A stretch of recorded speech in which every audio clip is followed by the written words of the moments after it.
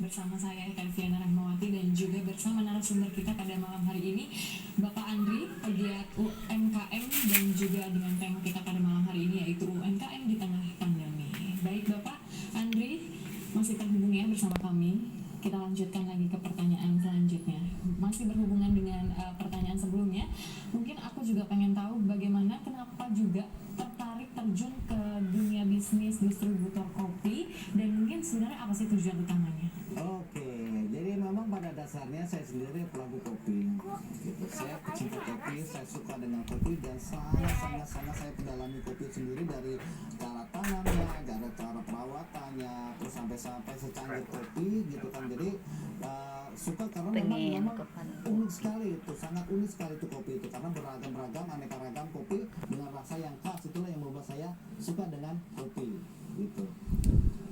Baik, mungkin apakah selama pandemi ini pasokan untuk kopi sulit didapat atau ya mungkin sebenarnya sama aja ya di sebelum pandemi atau mungkin saat ini sedang berlangsung pandemi? Kalau masalah pasokan, sebenarnya pasokan tidak ada masalah pasokan gitu karena memang di sana itu para petani sudah menunggu yang dihilir. Kalau yang dihilirnya hidup, penjualannya lancar, otomatis pemasukan juga lancar. Tapi kalau seandainya dihilirnya itu tidak laku, tidak efektif, tidak ada laku penjualan, kasihan yang ada di hulunya. Mereka para petani-petani mereka semua pada menjerit menunggu yang dihilir ini.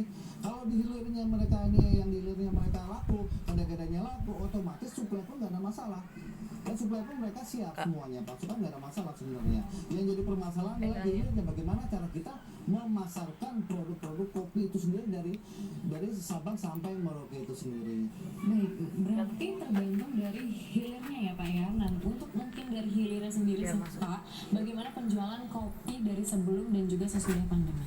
Kalau sebelum pandemi ini ya, ini luar biasa sekali kalau sebelum pandemi ini. Kita kadang-kadang kalau misalkan dalam sehari aja kita bisa menghabiskan 10 kilo kadang-kadang ya, gitu gilingan, kadang-kadang lebih dari itu, kadang-kadang sebulan itu kadang-kadang sampai 200 kilo dan lebihnya gitu kan, sebulan itu kan, itu sebelum pandemi ya. Tapi setelah pandemi itu drastis sekali, sangat drastis sekali. Alasannya apa? Karena alasannya banyak kedai-kedai yang pada tutup. Karena banyak kedai yang tutup, akhirnya kita nggak bisa menyuplai ini. Akhirnya apa? Merosot itu pendapatannya, merosot pula yang kita suplai ke mereka.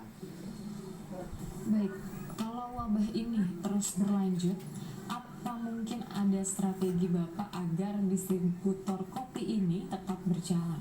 Jadi gini, kalau misalkan ini terus pandemi seperti ini pun akhirnya ya kita membuat strategi saya tetap gitu ya, gimana caranya agar seperti yang pertama di awal, saya akan mengadakan pelatihan, membuka pelatihan, memberikan keterampilan bagaimana cara meracik kopi sampai dia bisa membuka usaha minimal dalam bentuk botolan gitu kan, botolan agar bisa menjual online gitu kan, mereka menjual online. Nah, dan saya bisa menyuplai mereka bahan baku untuk mereka bisa menjual online seperti itu. Baik, nah berbicara mengenai jualan online nih ya Pak, apakah sebelum pandemi juga sudah mulai menerapkan penjualan online? Nah, khususnya mungkin di bidang ini atau mungkin di bidang lain, bagaimana Pak?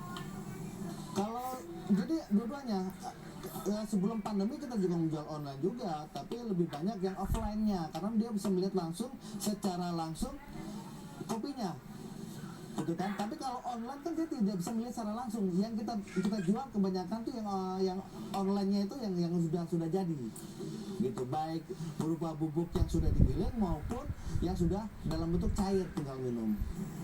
Baik, mungkin selama pandemi ini pasti ada masa di mana penjualan itu sangat merosot drastis. Apakah mungkin Anda sempat terpikir untuk mencari pekerjaan di bidang lain? Gimana ya?